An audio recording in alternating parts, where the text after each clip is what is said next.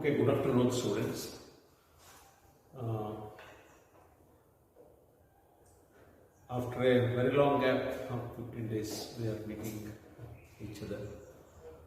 Since many days, I have not uploaded your videos, but in the meantime, my colleagues were very busy in uploading their videos, and I hope you might have gone through the videos uploaded by my colleagues. Even in this week, we are also going to provide you the assignment, because you all know your assignment is going to carry 5 marks, and we are evaluating the assignments that you are going to write for 5 marks, and the same marks will be sent to the university. That's why you are supposed to write the answers for the questions that we are going to give in the form of assignment. By chance, if you come across any doubts, any difficulties in answering the questions, you are at liberty to ask your doubts, clarify your doubts. Feel free to contact us. Okay, in the previous class, we had the discussion about the simple permanent issues, parenchyma, collenchyma, and sclerenchyma.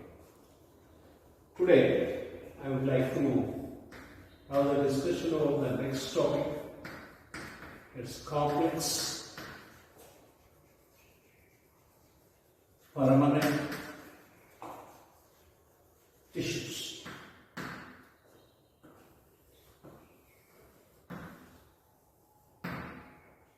Okay, these are the second type of permanent tissues present in plants.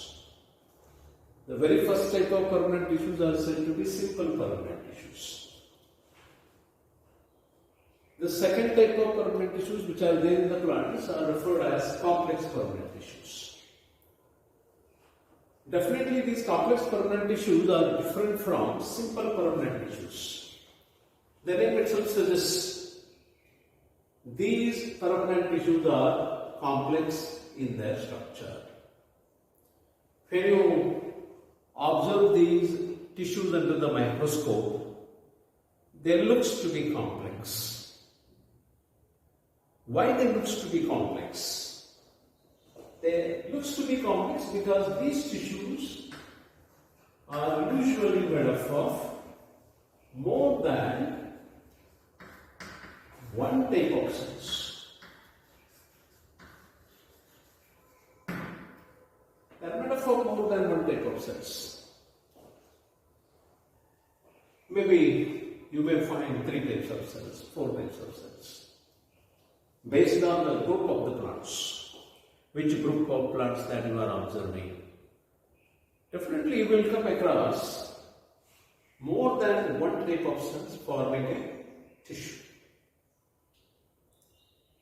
When the cells of different size, different shape, different structure, together forming a tissue, naturally the tissue appears to be complex. That's why we refer this tissue as a complex permanent tissue. For example, if you consider phloem, it is one of the complex permanent tissue. It is made up of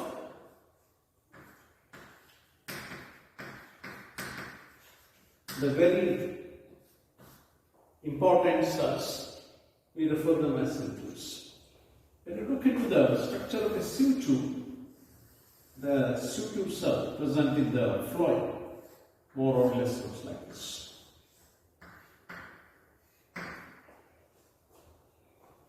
Here, cell appears to be elongated, tube-like, and cylindrical in shape. And the end walls are highly perforated. Okay. These end walls are having the sieve structure. We refer it as a sieve plate. You will find the cytoplasm. And this cytoplasm is usually present in the form of strands. And these strands are continuous. Even they pass on to other cells. No By the side of this cell, you will find elongated, narrow, nucleated cell. Okay. This is supposed to be the campanile cell.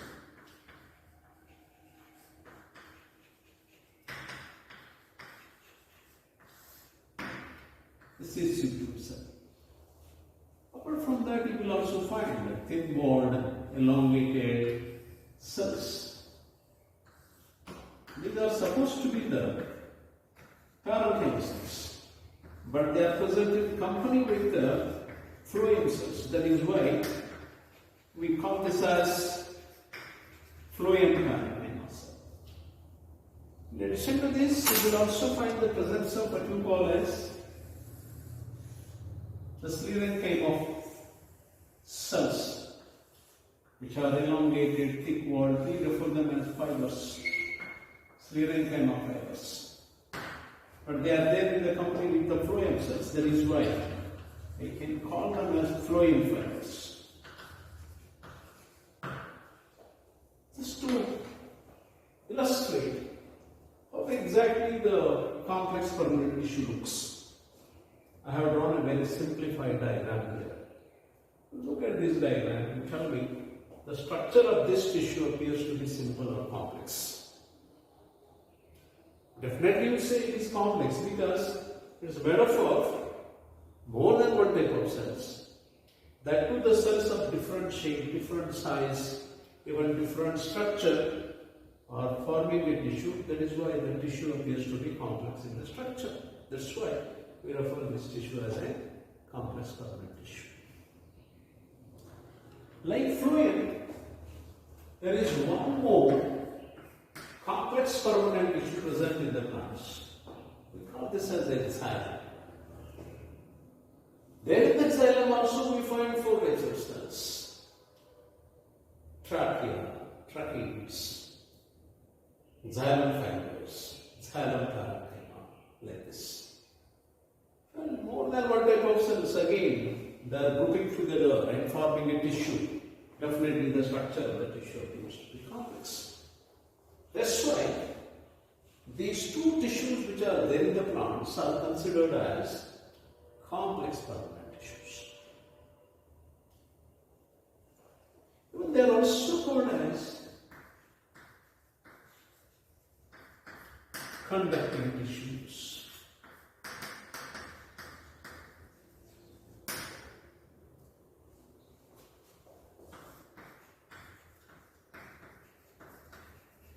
There is also another name.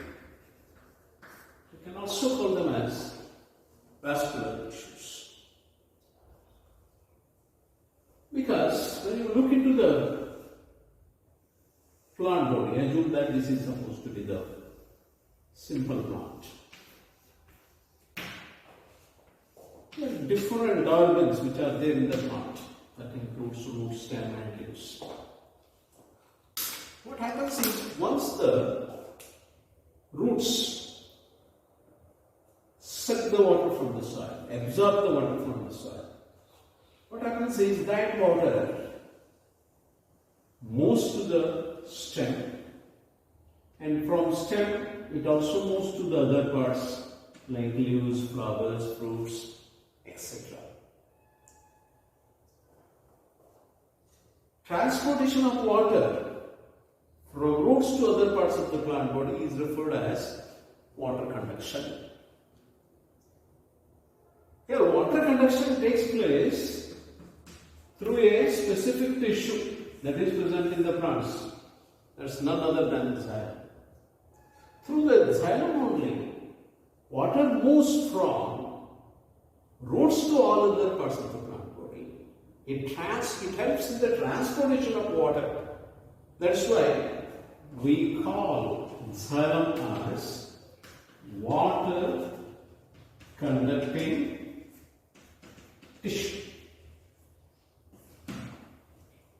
Similarly, there is phloem also present, another complex permanent tissue. Okay, what this phloem does is phloem is engaged in the transportation of food materials from leaves to all other parts.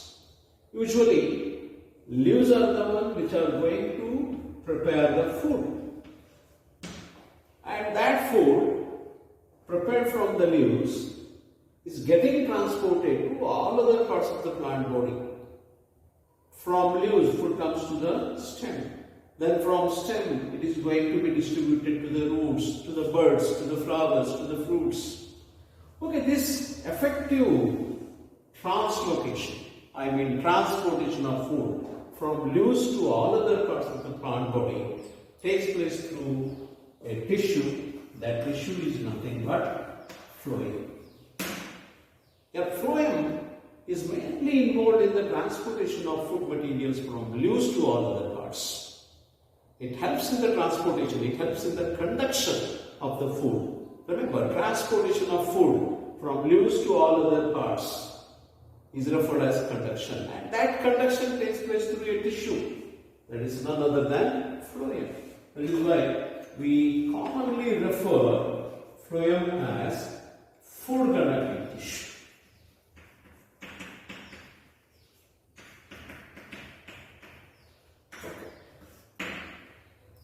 Even these two complex permanent tissues, xylem and phloem, are also called as vascular tissues. Any tissue that is engaged in transportation of the materials or substances are usually referred as vascular tissues. For example, if you consider the blood, commonly we refer blood as a transporting tissue. It is a vascular tissue. Why do we consider blood as a vascular tissue? Because blood is the one it is going to transport respiratory gases. It is going to transport the nutrients from intestine to all other parts via liver. Even blood is the one which is going to take out the excretory waste and transports them from liver to the kidneys. It is the blood transports hormones. Okay, here transportation of materials in our body takes place through the blood. That is why we treat blood as a vascular tissue. Remember, any tissue that is engaged in the transportation of the materials could be called as a vascular tissue. Okay, there in the plants, xylem and phloem are usually involved in the transportation of the materials. When these two tissues are engaged in the transportation of the materials, that is why we refer them as vascular tissues of the plants. And remember one thing, that these vascular tissues such as xylem and phloem are not usually present in all the different groups of plants. They are usually absent in primitive plants. Say for example, you can't find vascular tissues there in algae. You can't find vascular tissues like xylem and phloem in fungi. Even vascular tissues are also absent in bryophytes. Okay, in these three groups of plants, you can't find the vascular tissues. Xylem and phloem are totally absent. But these xylem and phloem are present in higher group of plants, such as pteridophytes. Even you will also find them in gymnosperms. Even you can also see xylem and phloem in angiosperms. Okay, in these three higher groups of plants, you can see the xylem and phloem. Okay, these are the groups of plants having the vascular tissues like xylem and phloem. That's why we also commonly call them as vascular plants. Why do we call them as vascular plants? Because these plants have the vascular tissues like xylem and phloem. Okay, this is with reference to what are complex permanent tissues? Why do we call them as complex permanent tissues? Why these complex permanent tissues are also called as vascular tissues? What is their function? What the xylem does? What the phloem does? And where the remain are present? And where they remain present. And why do we call pteridophytes, gymnosperms and geosperms as vascular plants? Okay, these are some of the aspects that we come to know. Okay, let me consider the very first complex permanent tissue, that's the xylem. Okay, let us consider the xylem.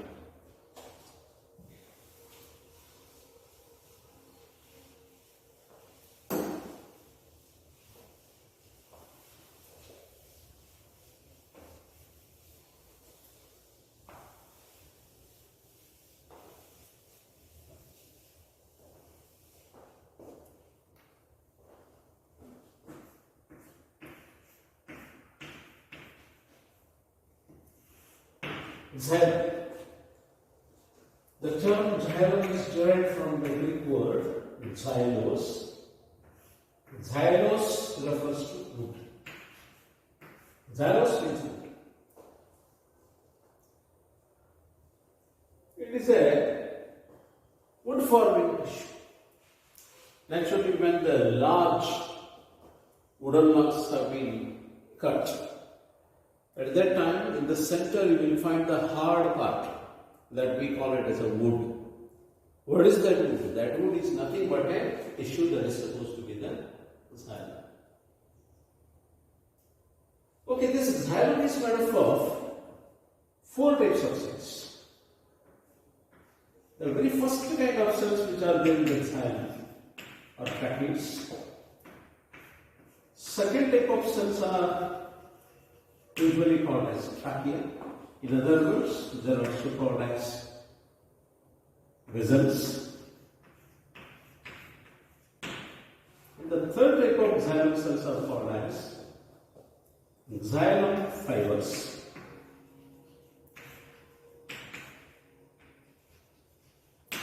And the last type of cells present there in the xylem are xylem parenchyma.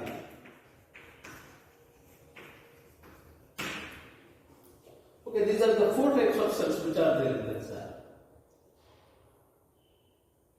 Let me consider one thing, that although the 4 types of cells which are there in the xylem, the first 3 types of cells, tracheids, trachea and fibers, they are usually the dead cells. At maturity, these cells becomes dead in the xylem. And the only living cells, the only living components which are there in the xylem are supposed to be the xylem parenchyma. Later I will explain why these cells becomes dead at maturity. Okay, let me consider the tracheids. What are tracheids? Where the tracheids are present and what is their function, etc. As far as tracheids are concerned, they are the water conducting cells in pteridophytes and gymnosperms.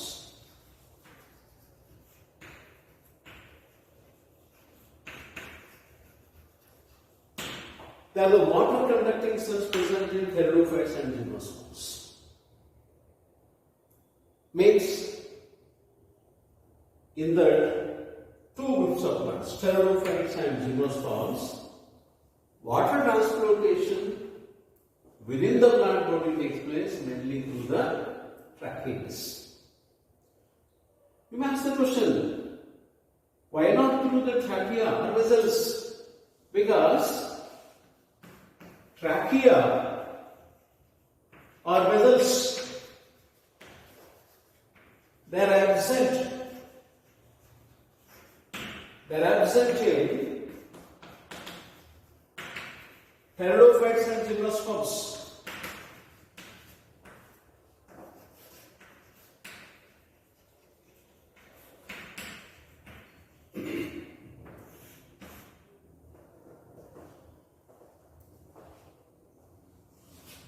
You must remember one important point, that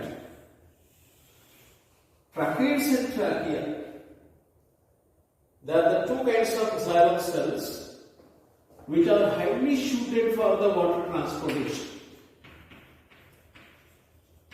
They are best suited cells for the water conduction or water transportation.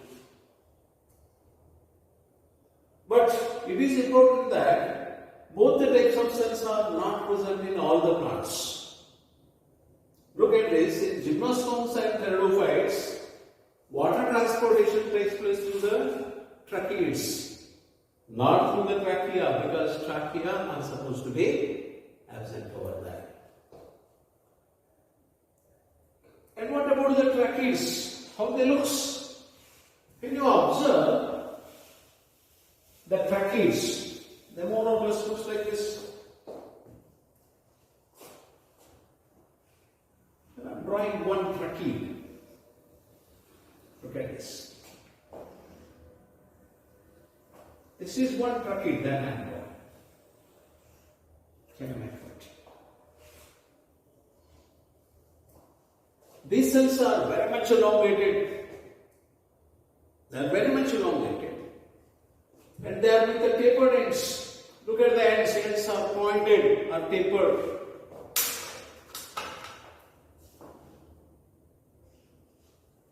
Even they have the thick wall. That's very important. Why they have the thick wall? Here, thick walls are formed because of lignification. Here, lignin deposition is present. Over the primary wall, when the lignin is deposited, okay, cells becomes thick walled. They becomes almost like this. Can you make out? This is supposed to be the thick cell. Okay. Look at the center of the cell. Can you make out? The center of the cell don't have any protoplast. You don't find either cytoplasm or nucleus or plasma membrane. Protoplast is absolutely absent. In the center of the cell, you find empty cavity, and that empty cavity is regarded as lumen. When protoplast is absent, naturally we call this cell as a dead cell. And such tracheids are present in the plants in the form of a longitudinal row. Look here. This is one row of tracheid. Like this.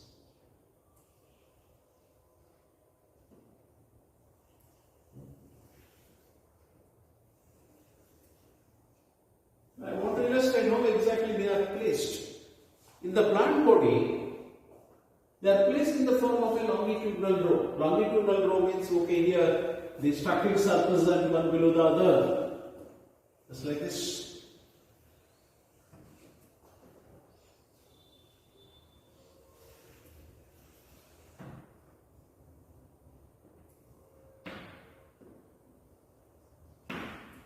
They are just placed like this. Okay. Here you find the lumen. This is supposed to be the lumen. This is one longitudinal row of tracheids. Like this. The tracheids are arranged in many longitudinal rows. Look here. This might be the second longitudinal row. Okay.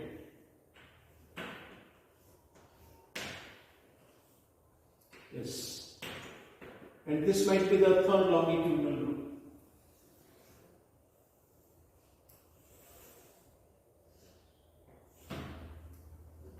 Just like this. They are perfectly placed like this.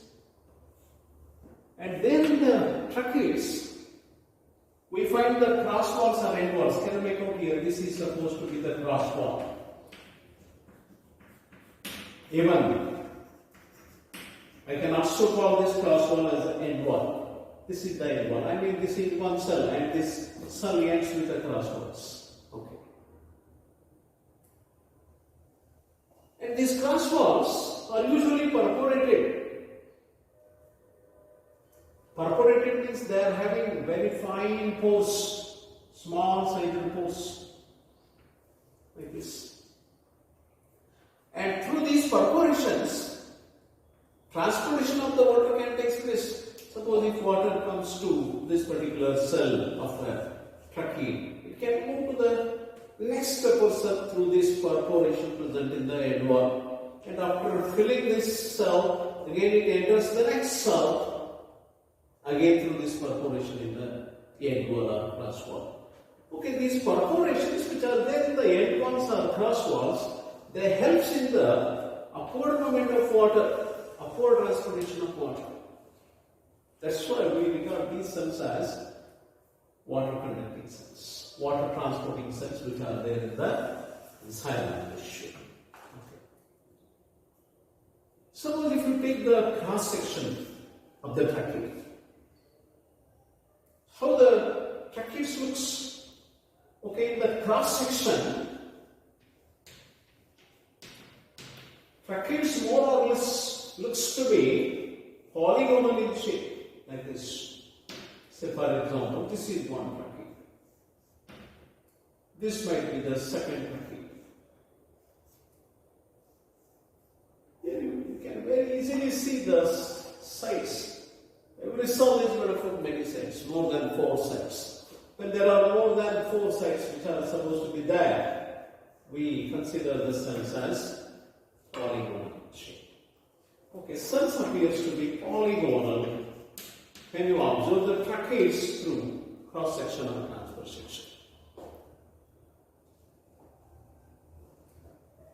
Let me consider the second type of xylem cells.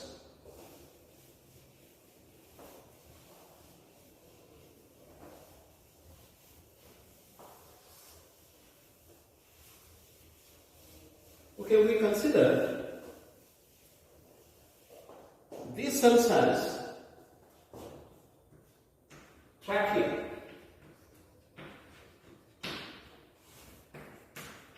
They are also called as vessels. Later I will tell you why the trachea are also called as vessels. And remember, it is these cells, they are most well suited for the water transportation or water conduction.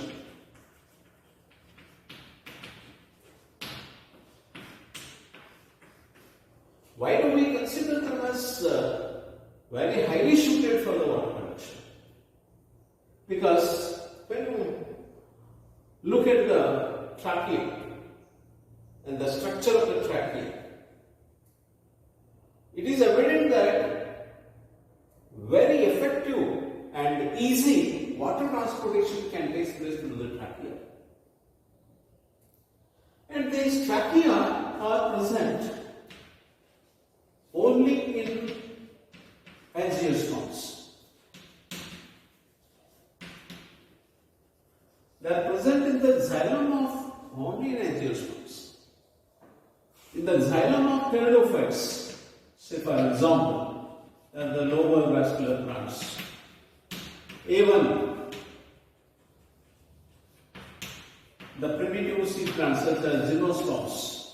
If you look into the xylem of these two groups of plants, you will never find the trachea. Usually trachea are absent, except one plant that is native, present belonging to the gymnosperm group. In all other gymnosperms and pteridophytes, you don't find trachea. They are usually absent. How is the structure of trachea? When you observe the trachea under the microscope, okay, the structure of the trachea more or less looks like this. Okay. Trachea more or less looks like this. It looks like a continuous pipe-like structure. It looks like a vessel almost.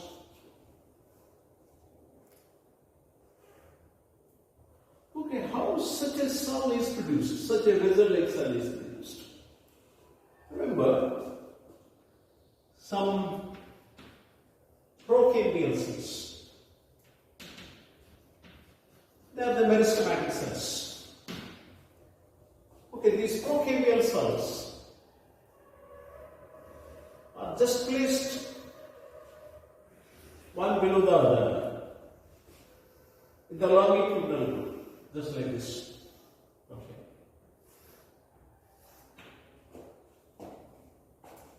Okay, initially these procambial cells are living. They have the protoplast, they have the nucleus, cytoplasm, even plasma membrane, At maturity, what happens is differentiation of these cell statements, particularly the secondary wall material that's called lignin is getting deposited on the primary wall. Okay. When the lignin is deposited on the primary wall, what happens is the cell walls become thick. Here also, because of deposition of the lignin, cell wall is becoming thick. Okay.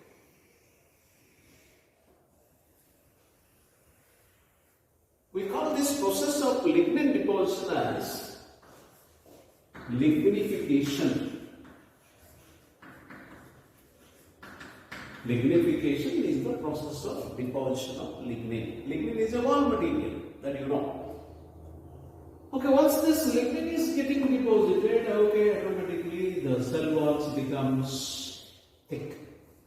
Once the cell walls becomes thick, what happens is the plasmodesmata, plasmodesmata are the living protoplasmic connections which are present between the adjacent cells. Okay. And these plasmodesmata are getting blocked. Once the plasmodesmata are getting blocked, automatically what happens is the exchange of the materials between the adjacent living cells is stopped. Once the exchange of the materials is getting stopped and blockage of the protoplast takes place, what happens is the protoplast becomes vanished. No more it exists in the cell. Once the protoplast disappears, okay, the cells becomes dead. Here not only cells becomes dead, even cross walls. Look here, these are all the cross walls. Even these cross walls are also going to rupture. No more these cross walls into existence.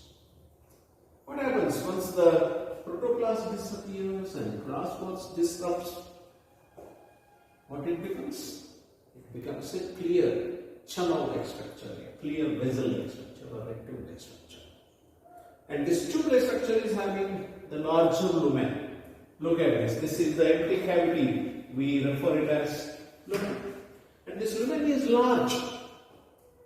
When this lumen is large, and that too there are no cross walls present or end walls present, what happens is, without any obstruction, freely water can move. That's why we usually refer trachea as most well-shielded cells for the water conduction.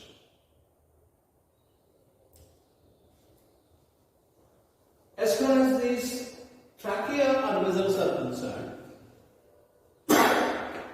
they have the lignin deposition through the process of ligninification. Just now I told you.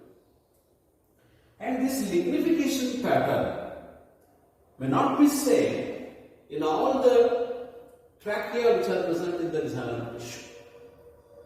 It is going to vary. Means how exactly lignin deposition occurs, in which pattern it occurs.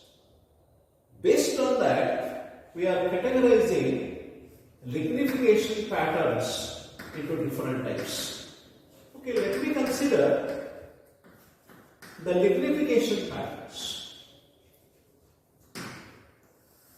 The very first kind of lignification pattern is usually called as annular pattern. Okay, here the vessel is just like this. Look here. Assume that this is supposed to be the vessel. Okay. This is the xylem vessel. Okay. Here, xylem vessel in which deposition of the lignin takes place, just like this. Here, lignin deposition is forming almost a ring-like structure, like this. Okay, here in the areas wherever these rings are present, there lignin is deposited. Lignin deposition occurs in the form of rings. That is why we refer this kind of thickening as annular thickening. Annule means ring. Remember, these are supposed to be the annule-like structures. Okay. There is a second type of lignification pattern. It's quite specific as well. Here, lignification takes place more or less in the form of a spiral spring, just like this.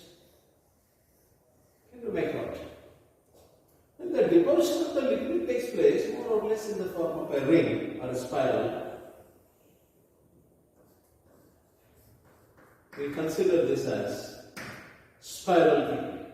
Okay, this is supposed to be the second kind of lignification pattern, lignin deposition pattern, spiral, because thickening occurs in the form of a continuous spring.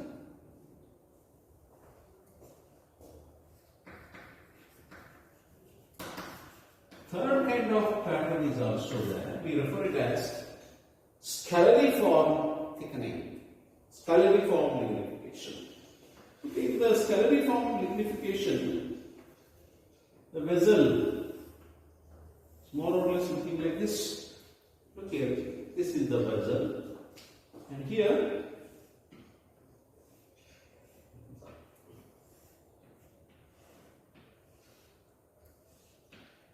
you know, make out.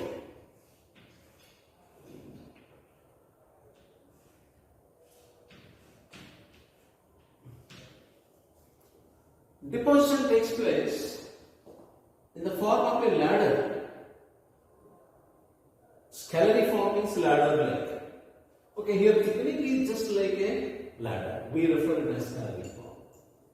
Then reticulate thickening. Reticulate kind of lignification. So this is supposed to be the vessel, the joint. Here thickening occurs in such a way that here lignification pattern is forming almost a kind of what you call as network. A network-like thickening that you are asking. Thickening occurs in the form of a network. When thickening occurs in the form of a network, okay, we refer it as reticulate thickening. And another kind of thickening, we refer it as pitted thickening. Okay, in the pitted thickening,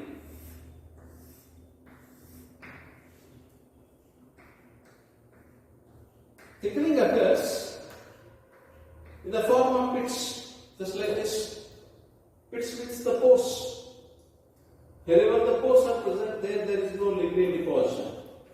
Okay, except the pores, at all other places you are going to find the deposition of the lignin.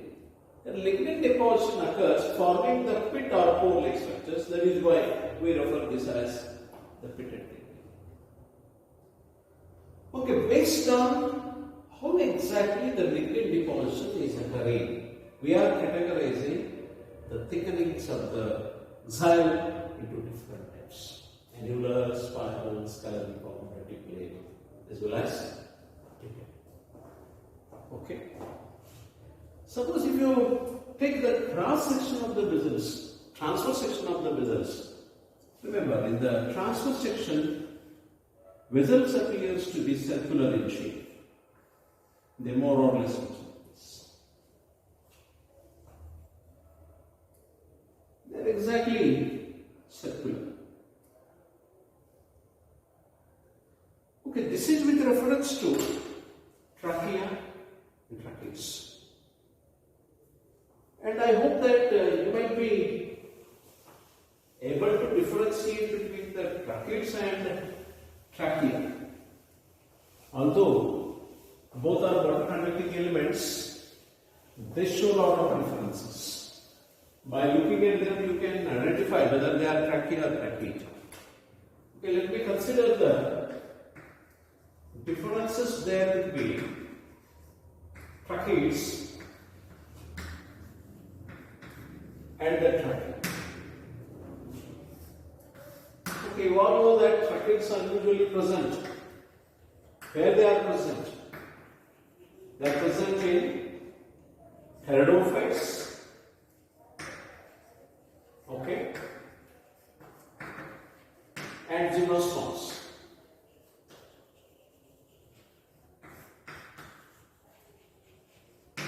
Where the trachea are present.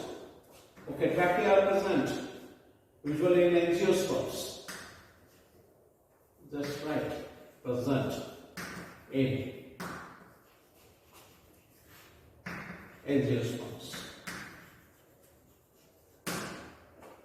The second difference is trachea are usually having a very narrow lumen.